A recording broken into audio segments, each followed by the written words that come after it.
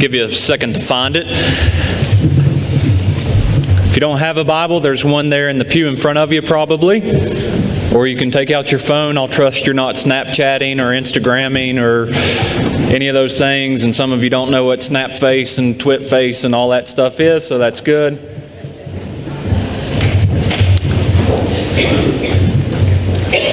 So as you're finding Mark chapter 11, I just want to share a story real quick about one of our youth. And I'm not going to say who it is because I don't want to embarrass them.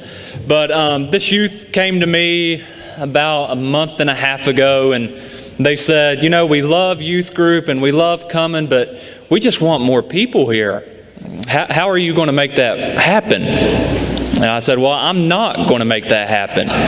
If you want them here, you're going to have to get them here. You're going to have to invite them. And so this student said, okay, fine. And the next Wednesday at youth, there were 5 extra people in youth group. They went to school and invited 10 people, 15, I don't know. They invited a lot of people, and 5 came.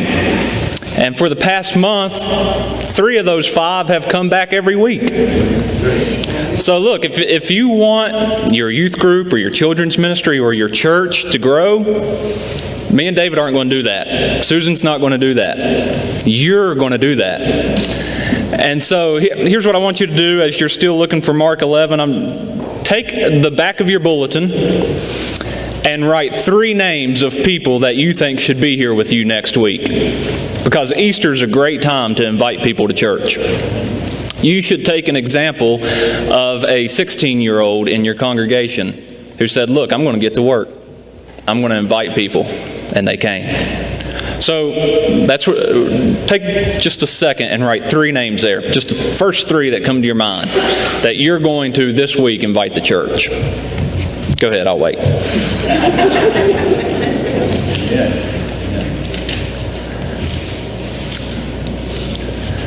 All right. Mark chapter 11 is where we are today. This is the beginning, at least from Mark's perspective, of what we call Holy Week. And so if you read there in the beginning of chapter 11, verses 1 through 11, you see that Jesus comes riding into the city of Jerusalem on a donkey. This is a fulfillment of prophecy found in Zechariah. And he comes riding in, and the crowd of people gathered together, and they sing or they shout, Hosanna, Hosanna, blessed is the name of he who comes in the name of the Lord. So he's coming into Jerusalem, and then when he gets to Jerusalem, he goes to the temple, but he doesn't do anything at the temple, if you look there in verse 11. He just observes. And then he goes back out of Jerusalem, and that's where we're going to pick up today, because this is kind of an unusual thing that takes place in the ministry of Jesus, but it's so good once we get it. And Mark does something here in literary terms that's called a sandwich. This is called a Markan sandwich, okay? He's going to, in verses 12 through 14, he's going to introduce event A, so that would be your top bun. In verses 15 through 19, he gives you the meat, and he talks about event B. And then at verses 20 through 25, he goes back to event A and starts talking about that. So it's like a bottom bun, and he makes a little sandwich with the way that he writes this. And so as we're going through this, think about that. Think about top bun, meat, bottom bun. Okay? So let's start here in verse 12. On the following day, when they came back from Bethany, he was hungry. That's Jesus. Jesus was hungry. Now let's not just glance over that real quickly, because this is important. It's important that Jesus is hungry. If we take away his humanity, or if we downplay his humanity, then we downplay the rest of his ministry. We downplay the rest of his life, his death, his burial, his resurrection. So we can't strip him of his humanity. We can't just overlook this, that he's hungry. Some of you are hungry now because I just talked about a sandwich, right? And so you know what it's like to be hungry, and you know what it's like to be thirsty, and you know what it's like to cry, and you know what it's like to hurt, And you know what it's like to be betrayed or to feel lonely. So does Jesus. He experiences all of those things throughout his life. And so we can't just read over this very quickly and just not acknowledge that he's hungry. Verse 13, and seeing in the distance a fig tree and leaf, he went to see if he could find anything on it. When he came to it, he found nothing but leaves, but it was not the season for figs. And he said to it, may no one ever eat fruit from you again. And his disciples heard it. That's event A. That's the top bun. It's unusual, right? Jesus is hungry. He sees in the distance this tree that has leaves on it. He goes over. It has leaves but no fruit. And he curses it. He curses the tree. It's unusual. It's strange. This tree, if you will, is a hypocritical tree. If it has leaves on it, then it should have fruit on it. This is the type of tree. I tried to do a little bit of reading, and I don't know anything about this tree except a little bit of reading that I did this week. But apparently in Jerusalem, these fig trees grow, and if they have leaves on them, then they are 100% supposed to have fruit on them. So when Jesus comes to the tree, or he sees it from the distance, and he sees the leaves, he's 100% expecting there to be fruit on it. Now, I'm one to believe that Jesus absolutely knew there was no fruit on it. He's using it as an object lesson for his disciples. He's wanting them to teach something, and we'll get to that in just a second. But this tree has the appearance of something, but the reality of something totally different. It's a hypocritical tree. It proclaims, it professes one thing, but in reality, it's something else.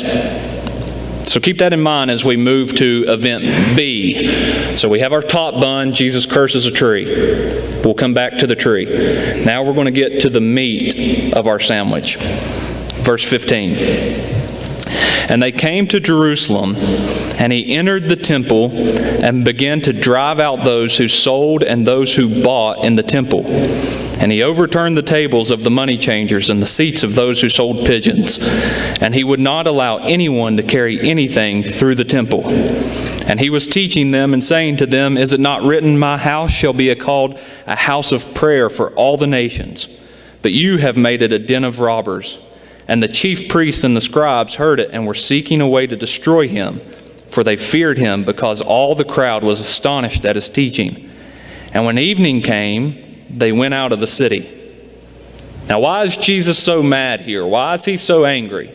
Why did he come in with just such a show of force? You could say that he's hangry. He's hungry and angry, right, at the same time, because he didn't get anything to eat, so he's hangry. But there's something that, like I said, going on here. Remember the tree. This week that is going on in the life of Jesus, we begin with Passover. And there's hundreds of thousands of people who have traveled to Jerusalem for the purpose of celebrating Passover, for worshiping. And many of them are traveling from very far and long distances.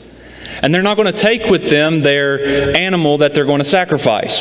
They're going to get it when they get to Jerusalem, so that along the way that it doesn't become maimed or blemished or whatever. And so what's taking place here, why Jesus is so mad, is three things. Number one, where they're selling these animals is in what's called the court of the Gentiles. And so some of you know this, that the temple was made up with the court of the Gentiles, where only non-Jewish people could worship. And then as you go further into the temple, there's a place for Jews to worship. And then you go further in, and that's the Holy of Holies, and only the high priest can go in there. And so all of this buying and selling and exchanging of money and all of this business is taking place in the court of the Gentiles, where the Gentiles are supposed to be worshiping. Now let me ask you a question. If we had cows over here and pigeons over here and sheep back there and all the money tables right here, how much worship are you going to be doing? You're going to be a little distracted? You're going to be a little hindered from that? These people have traveled hundreds of miles to come And the way that they're operating their business is hindering them from worshiping God. Also, what they're doing is they're saying, okay, look, you're traveling from a long ways away, and we know that you're going to have to buy these pigeons and these sheep and these cows. Guess what? They're a little bit more expensive than if you would have just bought them outside. So we're going to jack the cost up a little bit. We're going to make this a for-profit business, and we're just going to get a little bit of money from this. And not only that, but we're going to make you pay with the temple tax. So whatever currency you have, you're going to have to exchange that. And guess what? The exchange rate, it's up this week. Right? That's what they're doing here. Everything that they're doing is to make a little money, to make a little profit. And the reason why people have come into the city, come into the temple, is to worship, and they're being hindered from doing so. Now, what does this have to do with a tree? What does this instance have to do with a tree? Everything that's going on in the temple has the appearance of religious activity. But in reality, there is no fruit whatsoever coming from the temple.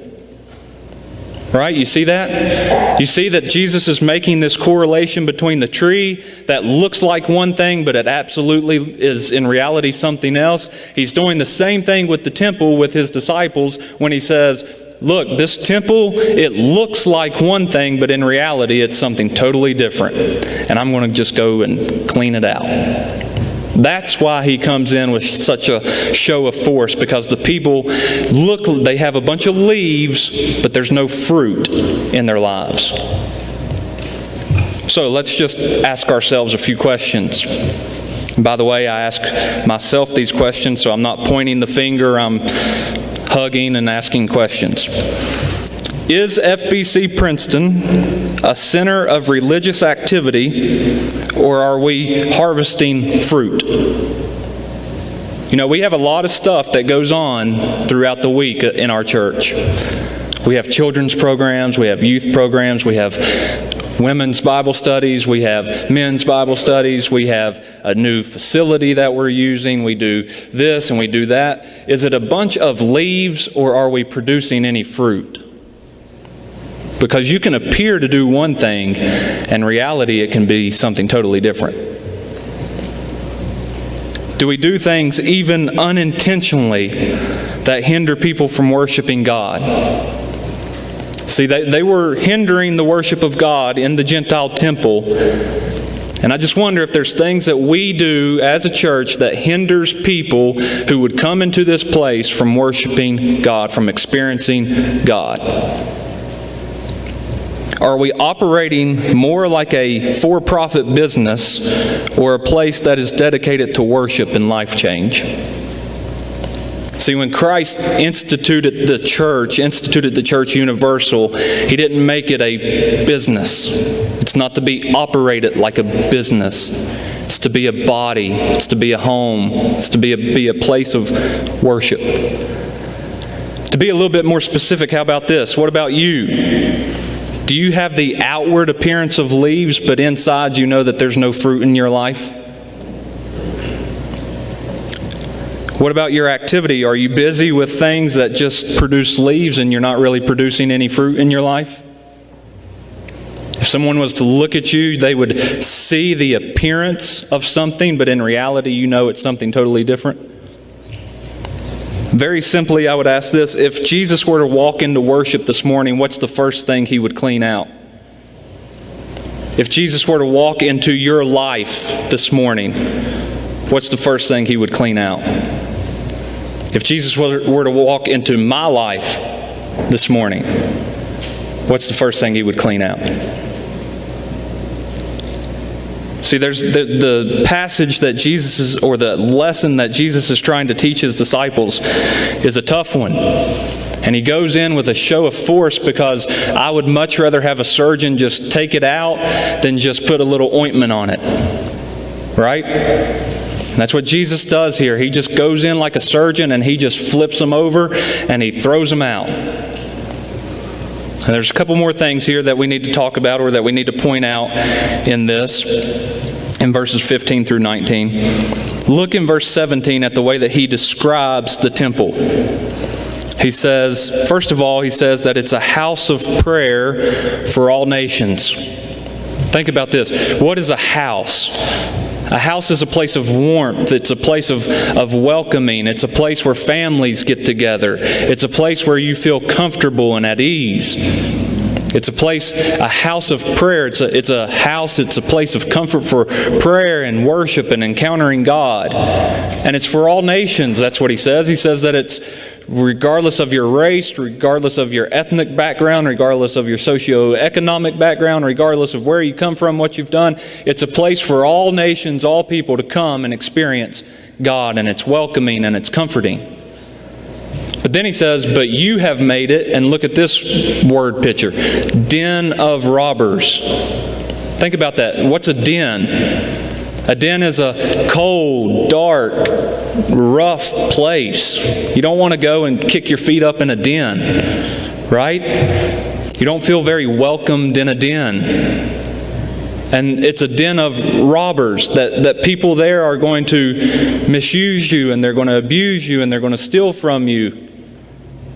Which one of those descriptions, the house of prayer for all nations or the den of robbers, describes First Baptist Princeton?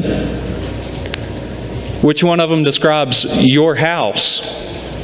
If somebody were to be welcomed or not in your house, what word description, what picture would Jesus paint?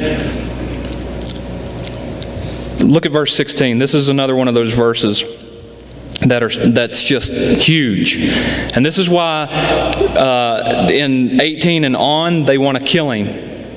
This verse 16 right here. Verse 16 is the verse because Jesus just changes everything at this point. Verse 16. And he would not allow anyone to carry anything through the temple. Now let me ask you a question. If I were to go to Walmart today, after church, and I were to go to the counter and I grabbed their little PA thing and said, "Attention Walmart shoppers and staff, we are shutting down shop. We're not trading, we're not buying, we're not selling, we're not doing anything today. We're going to close and everybody go home." What's going to happen? Nothing. I'm probably going to get arrested or kicked out or whatever. Nothing's going to happen.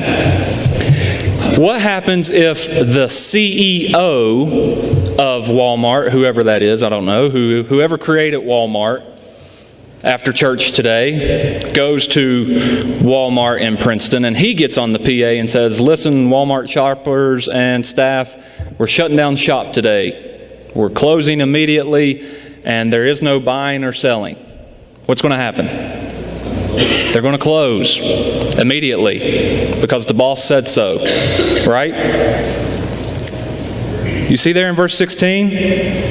What happens when Jesus walks in and he says, "Enough of this. We're not buying, we're not selling, we're not doing anything. We're shutting down shop." What happens? They shut it down. Why? Because he's the boss of that house. Whose house is it? It's called the temple of God. So when Jesus walks in, he's essentially saying, "Look, I'm God, I'm kicking you out, and we're shutting it down." And it happens. Nobody says, I don't know. Maybe we should think about this. Jesus, you're a good teacher, but I really need to make some money today. Jesus, I like your prophecies, but you're crossing the line here. Nobody does that. Everybody stops and gets out because he's the boss. And look, here's the reality. Whether you're here today or not, and you acknowledge him as boss, as Lord, as sovereign over all the world, that's who he is. He doesn't leave you another option. He doesn't say, "You can accept me as a teacher, you can accept me as a prophet, you can accept me as a guru." He doesn't say any of that. He says, "This is who I am. You accept that or you don't." And the religious leaders said, "We don't accept that, and we're going to have to kill you."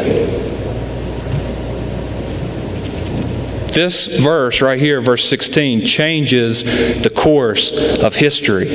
Because not only does he declare that he's the boss of that temple, he stops what else? He stops the sacrifices. Nobody else is making sacrifices. It's Passover. That's the whole purpose of Passover, is to make a sacrifice, and Jesus stops it.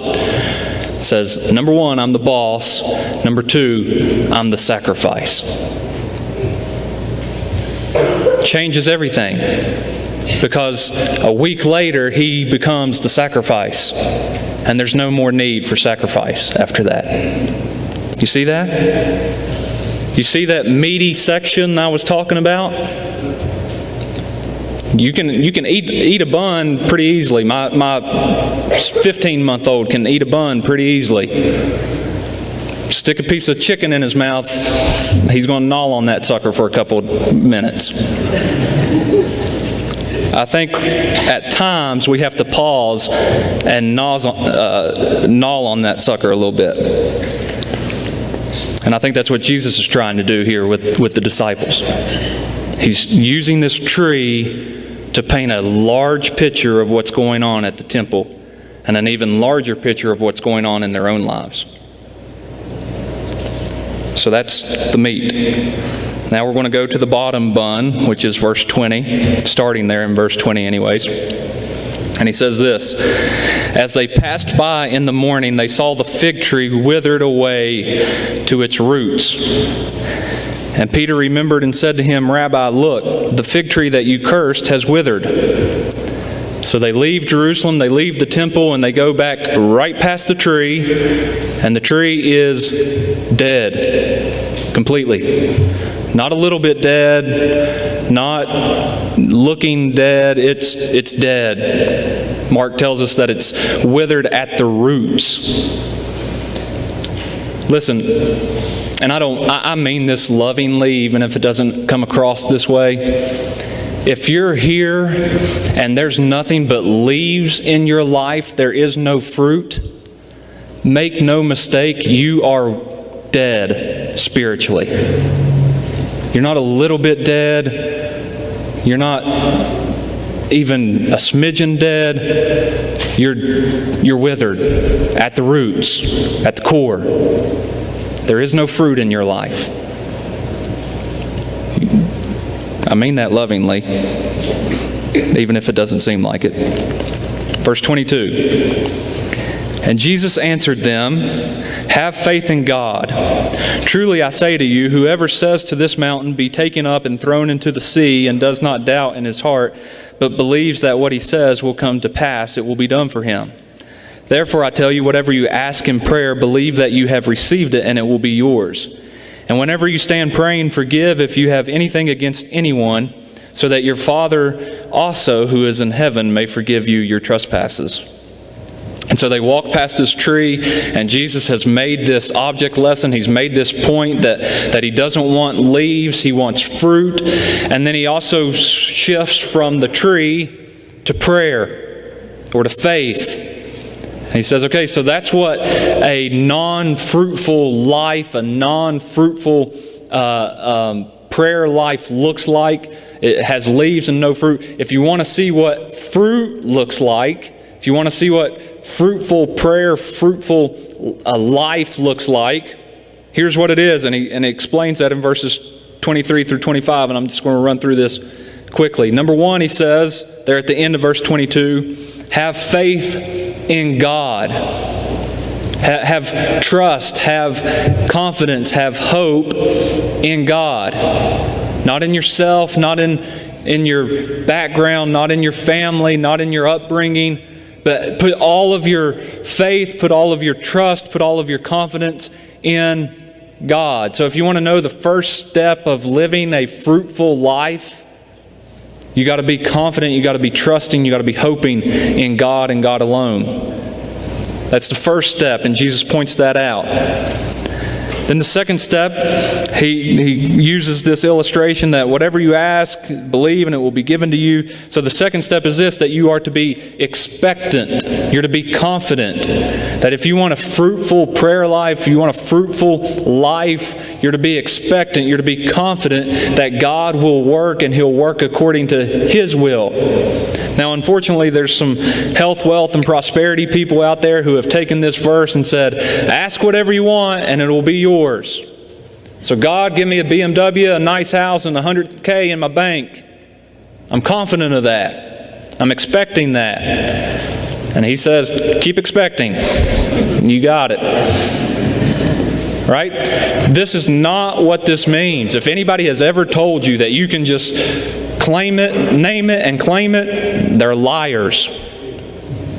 All right? That's not what Jesus means here. What He means is you are expectant, you are confident in the will of God. So if it's the will of God to give you a BMW, great, but I doubt it. If it's the will of God to heal your cancer, great, but if not, you trust in Him anyways. If it's the will of God to give you that new job that you've been longing for, great. But if not, you trust Him anyways. That you are expectant and you're confident in the will of God, knowing that His will, His way is better than yours. That's what He's talking about. That your faith is in Him and that your confidence is in His will for your life. And then number 3, if you want to live a fruitful life, a prayer life, that it needs to be a forgiving life. That's what he says there in verse 25, that whenever you stand praying, forgive. Right? And then he goes into that. And so it's to have faith in God, it's to be expectant of the promises of God, and it's to be a life of forgiveness. Doug Wilson, he's a pastor out in Idaho. He talks about unforgiveness and bitterness and how it can just rot us to our core. And he says this, that bitterness and unforgiveness is like eating rat poison and expecting the rats to die. Doesn't happen that way. Right? And so when Jesus is saying, you have faith in me and you trust in me and you're expectant and you're confident in my promises, you also have to be forgiving. You also have to know that there's going to be disappointments, that you need my forgiveness, you need the forgiveness of God, and that you need the forgiveness of one another. That's what a fruitful, faithful life looks like. And if we live a life that is not filled with forgiveness, then we're no better than a tree with just leaves on it. You see? So Jesus takes this tree and He teaches us not only about this tree, but about the temple, and then about the tree, and then about ourselves. And He wants us to take it, and He wants us to eat it, and He wants us to chew on it, and He wants us to get it. Because if we're looking at Holy Week and we're looking at what Christ has accomplished through His life, death, burial, and resurrection, then it changes everything for us. Changes everything for us. The resurrection changes everything. And so look, if you're here today and maybe you're new to the faith, or maybe you thought something about faith and you're not real sure, and you come to the realization that Lord, I'm just a tree with leaves. I have no fruit. That's okay. That's okay. This is a house of prayer. This is a welcoming place that you can come and that you can put your faith in God. You can start expecting His promises, and that you can be a forgiving, fruitful person in your life.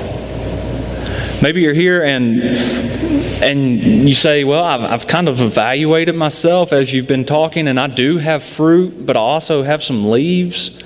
Maybe there are some things that Jesus does want to clean up. Some things that Jesus does want to get rid of. That's okay too. Again, put your faith in Him, put your expectation in Him, and accept His forgiveness. Maybe you just need to sit and chew on it a little bit. That's okay. Whatever it is that you need to do or you want to do during this time of invitation, I just pray that the Lord uses His Word and His Spirit